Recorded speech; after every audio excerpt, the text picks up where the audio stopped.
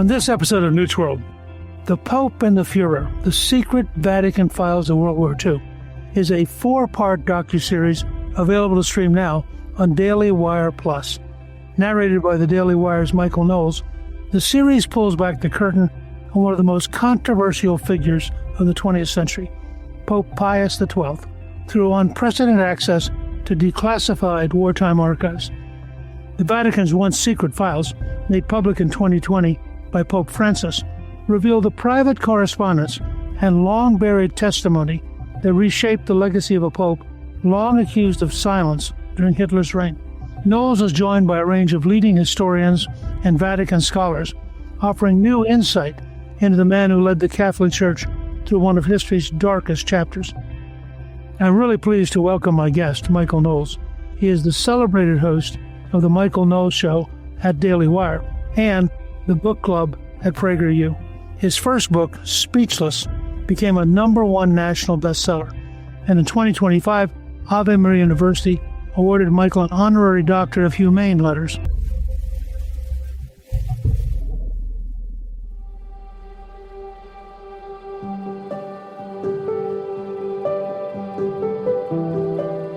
Michael, welcome, and thank you for joining me on Newt's World. Speaker Gingrich, thank you so much for having me. It's an honor to be here. Michael, you're a devout Catholic. We knew when she was the ambassador to the Vatican what an important story this was and how the Pope was moving towards releasing previously secret documents. But I'm curious, what drew you to this story? Well, I think that the venerable Pope Pius XII is one of the most calumniated men in history, certainly in recent history. I remember, even when I was growing up, there was this spate of books that was coming out attacking the man, going so far as to call him not merely silent or even complicit, but Hitler's Pope.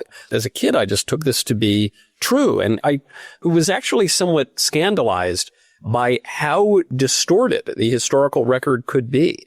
And why, also, because I think that the battle over the legacy for Pope Pius XII is really, in many ways, a battle for the political order and for the future of the Catholic Church. What's so funny about the supposedly controversial pontificate of Pope Pius XII is that it really wasn't controversial at all until after he died, until really 1963, with the publication not of a work of history, not of some correspondence, but of an 8-hour-long work of fiction, a play by a playwright named Rolf Hochhuth, I always mispronounce his name, called The Deputy, which accused him of being complicit with Hitler. This play was promoted by the KGB, reportedly, and it's just nonsense. You know, the historical record, even at the time of Pius's pontificate, reveals him to be not only not complicit, but a personal enemy of Hitler, a great hero to Christians and everyone around the world, and specifically a great hero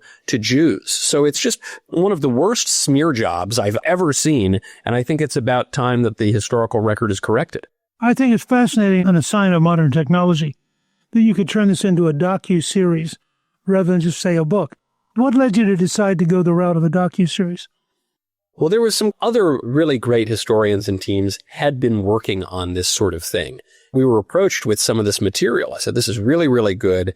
We took to, writing a narrative about it, which could have been a book, but no one reads anymore, Mr. Speaker, as you are probably aware. So we live in the age of new media. This is the way to reach people. We conducted, a little extra interviewing, packaged it, released it on DailyWire Plus, because the other kind of funny aspect, I guess, about Signs of the Times is a docu-series about the Vatican or about the Pope would not always be the most scintillating content for popular media. But right now, we're in this period where we have reached the end of the Francis pontificate. There was a conclave. The Vatican was very much in the news. We have a new Pope. We have the first American Pope. And there's a battle even over the future of the Church going on right now. And I think in many ways, the fight over Pius's legacy is an intra-Catholic battle over whether the future of the Church will be some radical break with her tradition or whether it will be a continuity and a reacquaintance with her tradition. So I think that's why Pius has become this figure of controversy and polemics. And now's the time, so we wanted to make haste while the sun shines. Were you surprised when Pope Francis officially opened the archives? Not really, because there was this caricature of Pope Francis in the media that he was this radical liberal. And look, I'm not saying that there weren't many confusing and confounding aspects of the Francis pontificate, but he would also say many things that would be considered downright reactionary by the modern culture. Even further, the Vatican's secret archive, the word secret comes from the older use of the word secret. It's not that the Vatican was really hiding anything. In many ways, they were allowing Pius to suffer a kind of white martyrdom. Pius knew that at the time when he was opposing Hitler and was acting in some ways as a spy for the Allies, and when he was personally protecting thousands of Jews and broadly throughout Europe protecting some 860,000 Jews by even Israeli estimates. The word secret, also relates to the word secretary, means private. It means these personal documents. And Francis did call for, open church and diminishment of clericalism and a greater voice for the laity. So I'm not terribly surprised by that, though the documents that have been released, even in just the last 5 years, it's not that they upend the historical narrative for people who've been paying attention. It's just that I think this is the final blow to this smear job, this calumny that was advanced by enemies of the church, notably the communists. It's ridiculous, and I don't think any serious person today could maintain the lie that Pius was a supporter of Hitler. Before he became Pope Pius XII, Eugenio Pacelli was the Vatican's representative in Berlin. So he was there. He saw the rise of Hitler. From what you understand, how did that shape his later decisions as Pope? Well, Eugenio Pacelli certainly had Hitler's number very early on. As you point out, he was the papal nuncio in Germany. He then rose to become the top diplomat for the Vatican. And I think you have a personal connection to some diplomats around the Vatican. Is that right, Mr. Speaker? You're pretty well acquainted with this. So even at that time, in the 1930s, Hitler did not like Pacelli, and the Nazis opposed Pacelli's rise to become Pope Pius XII. They were furious about it. Hitler wrote a letter to Francisco Franco in which he said that Pius was his personal enemy. He considered him a personal enemy.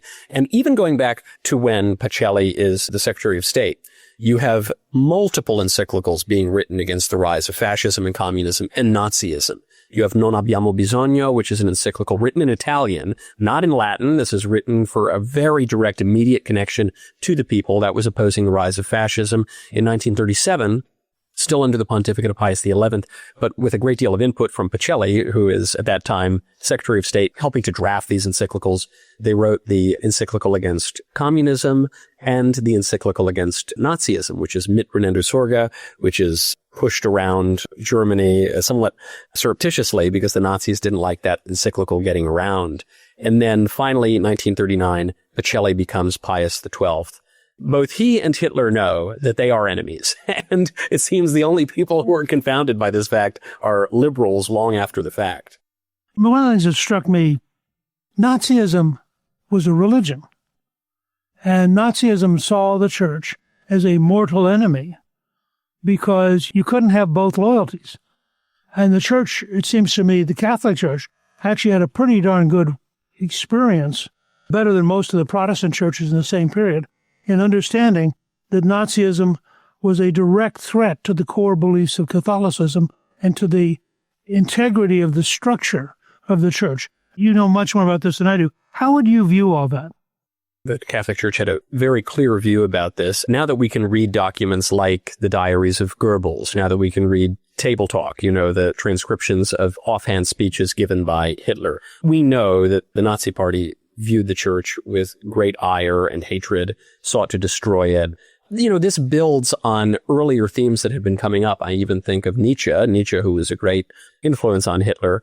Nietzsche viewed Christianity as being wicked because it brought the slave morality, in Nietzsche's view, to Europe, and created a whole civilization of Untermenschen, these undermen. And Hitler himself would muse that it would have been much better had Islam taken over Europe. That was a religion much more befitting the German spirit. And Nazism also took part in all sorts of folk religion. They tried to create their own version of Christianity called positive Christianity. And of course, positive Christianity was just Christianity ripped of Christ, denied the divinity of Christ, and making an idol out of the state.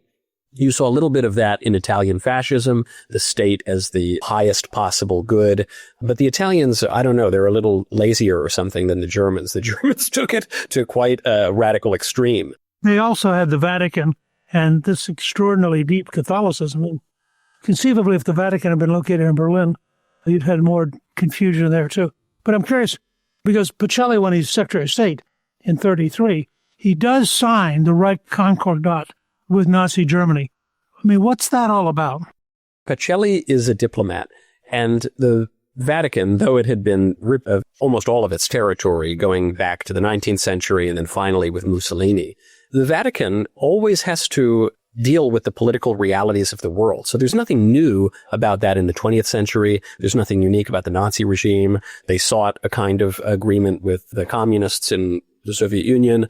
And this goes all the way back to the Roman Empire. There's always a tension between the church and the secular authorities. Certainly through the Middle Ages with the Holy Roman Emperors, the local kings, and at various times the church has tried to claim both secular and spiritual authority. At other times they've been forced or even somewhat voluntarily ceded secular authority, but there's always that tension there. And so Pacelli is really a man standing alone. You mentioned his position in Rome, and I think that's really illustrative, because as the war goes on, Pacelli, as Pope Pius XII, remains the sole figure really in Rome. You have the King of Italy flees, you have Mussolini taken out, and Pacelli refuses to flee, because if he were to leave the Vatican, it would deal a brutal blow to the church, and he wouldn't do it. So he has the fascists all surrounding him, who are spying on all of his communications. That is in part, I think, why he's accused of silence, is because he has to communicate in a way that is clandestine. Otherwise, all of his messages will be received by the Axis.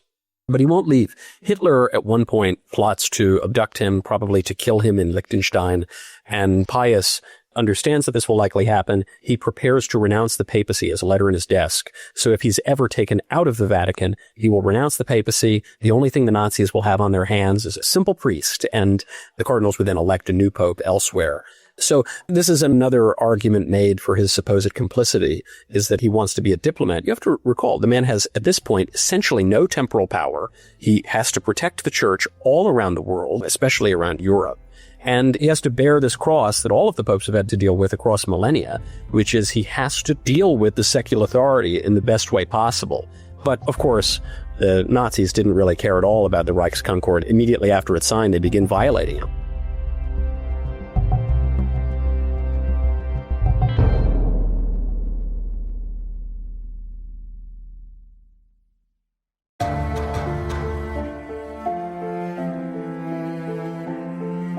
By 1937, Cardinal Pacelli helps write a secret encyclical that was smuggled into Germany, read in every Catholic parish on March the 12th, written on usually in German rather than Latin, because normally encyclicals come out in Latin.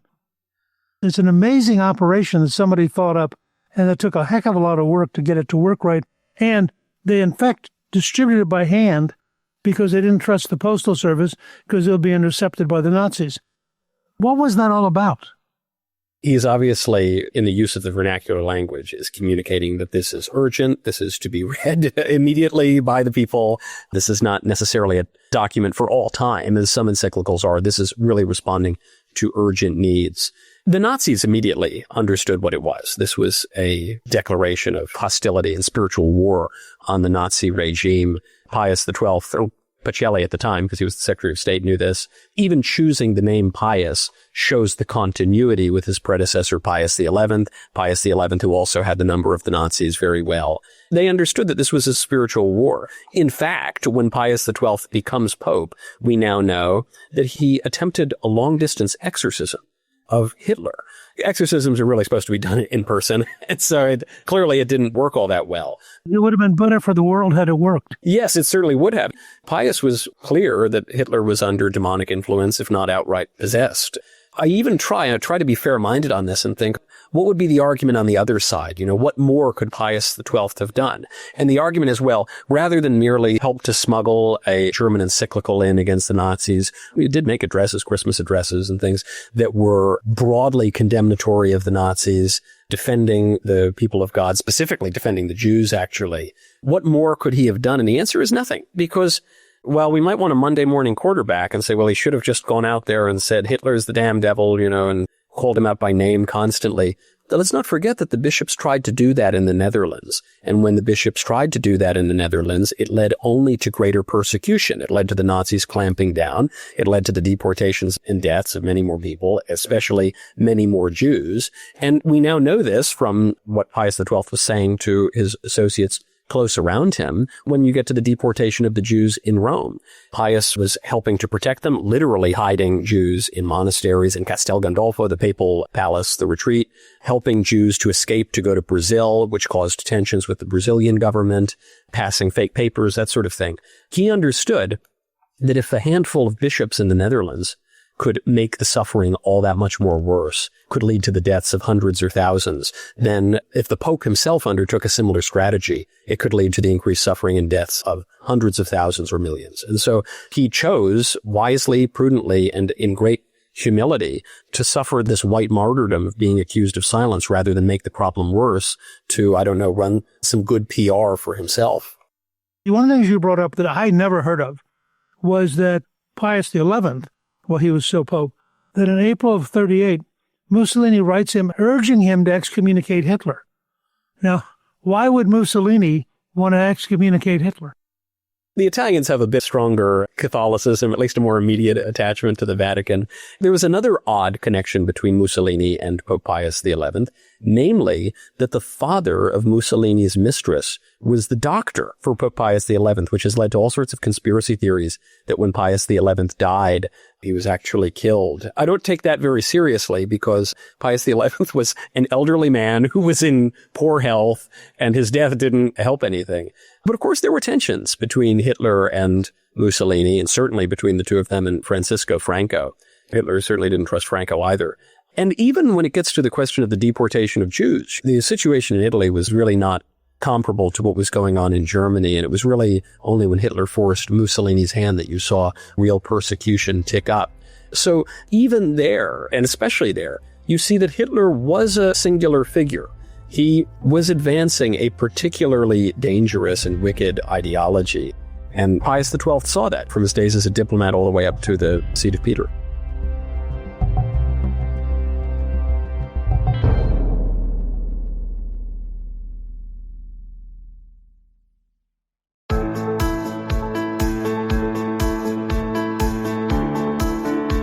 The church had a very active effort to help Jews avoid the Gestapo and avoid the Germans.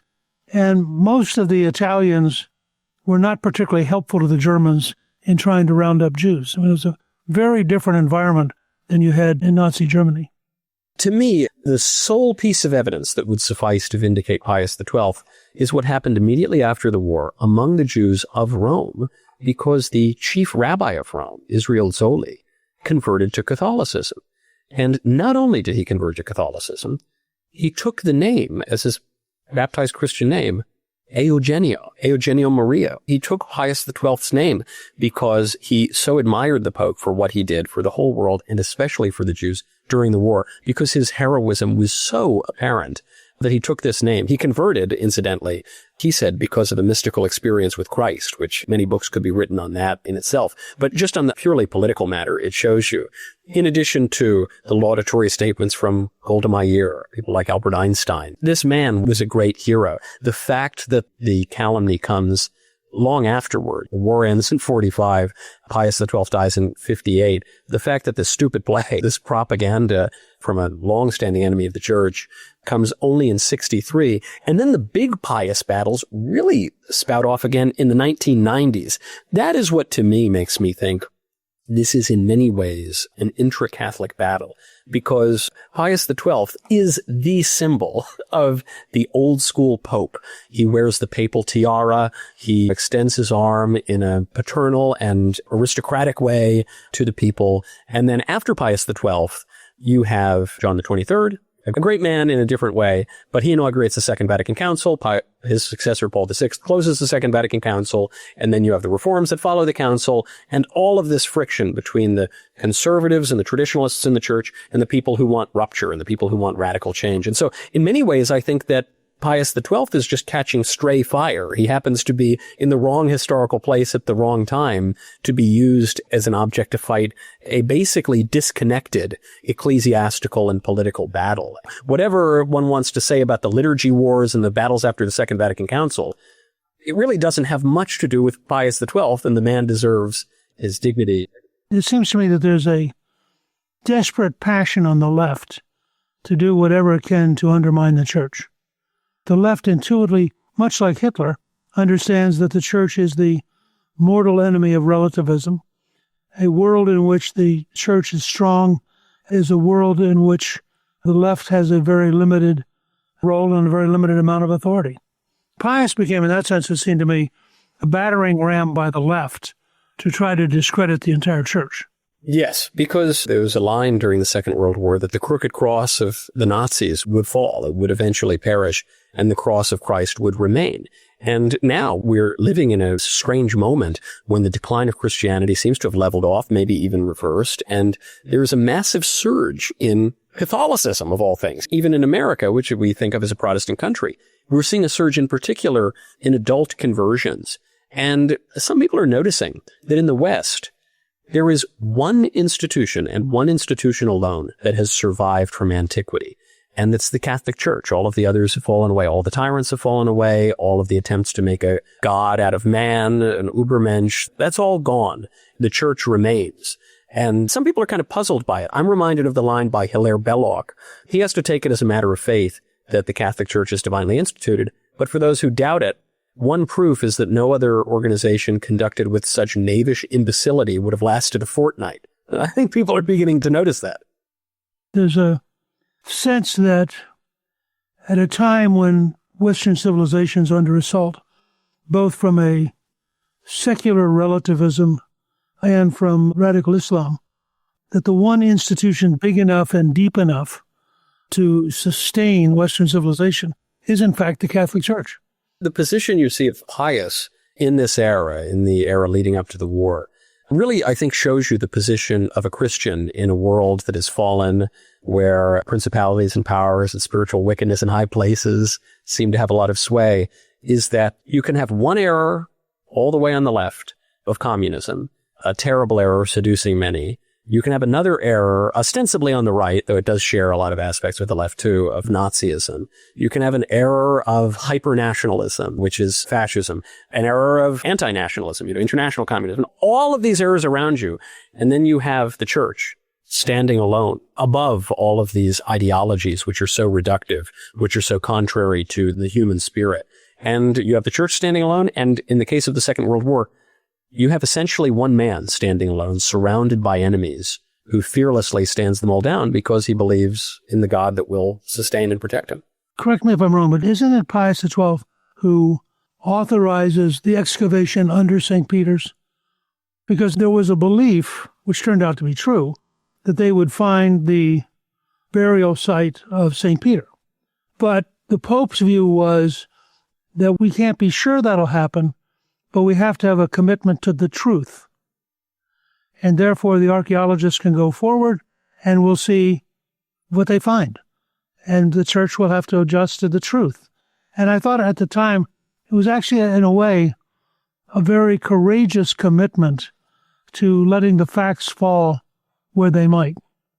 Of course, the only position that a Christian can have is not to fear the truth. There are some flavors of religion that are afraid of scientific discoveries. Or some people are overly credulous and they'll believe anything that a guy in a lab coat tells them, even if it quickly turns out not to be true. But in the broad sense, no, we're not afraid of the truth. We're not afraid of archaeological findings, historical findings, or scientific development. I mean, let's not forget that many of the great scientific advancements have been brought about not only by members of the church, but even by the clergy. Theorists behind the Big Bang, Father Georges Lemaitre, Mendelian genetics, and so on and so forth, going back to Copernicus anyway. So that's never been a fear. And it goes back to St. Paul, who says, look, Christ has to be resurrected from the dead. This can't be wishy-washy. This can't be abstract. This can't be purely figurative. If Christ is resurrected from the dead, then we are sustained and redeemed by the God who lives. If not, we're the biggest dopes on earth. And it's just as simple as that. But you really can test faith. And I would say to anybody who's listening to us, if you get the chance to go to Rome, and you can have what's called a scavi tour, which is under St. Peter's, and you're right there, and you actually realize you are looking at a burial area, and ultimately you are looking at the burial site of St. Peter. And here is this great, magnificent church, literally right where St. Peter was buried. And it sort of gives you a sense of the continuity of the church for over 2,000 years. Yes. I would also recommend, if you want to take the Scavi tour, book it early. A lot of people want to go see it, but it's an amazing fact. A part of the incarnational aspect of the faith. It's a faith that believes that God became man and was incarnate during a particular empire in a particular time and broiled fish and actually did things with real people. I think that is an especially Catholic sense of things. That's part of why Catholics believe that Christ has apostles and they have successors and he gives Peter the keys to the kingdom of heaven. And it is why, bringing it all the way back to Pius, it's why it's so important what he did, what he said, where he was, how he behaved, because we believe in the irreducible humanity of the men who run Christ's church, staying in Rome, staying on this place above the burial site of St. Peter, of really standing firm against the purely fleshy powers that were trying to dominate the world. Michael, I want to thank you for joining me. Your new 4-part docuseries, The Pope and the Führer, The Secret Vatican Files of World War II, is available now on DailyWire Plus, and our listeners can access it by going to dailywire.com and click on the Shows and Movies tab at the top of the page. Well, thank you, sir. It's always a pleasure to be on with you. Thank you for having me. Thank you to my guest, Michael Knowles. You can learn more about his new docuseries, The Pope and the Führer, The Secret Vatican Files of World War II, on our show page at newtsworld.com.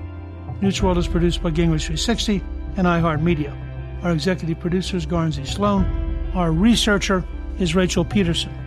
The artwork for the show was created by Steve Penley. Special thanks to the team at Gingrich 360. If you've been enjoying Newt's World, I hope you'll go to Apple Podcast and both rate us with 5 stars and give us a review so others can learn what it's all about. Right now, listeners of Newt's World can sign up for my 3 free weekly columns at gingrich360.com/newsletter. I'm Newt Gingrich. This is Newt's World.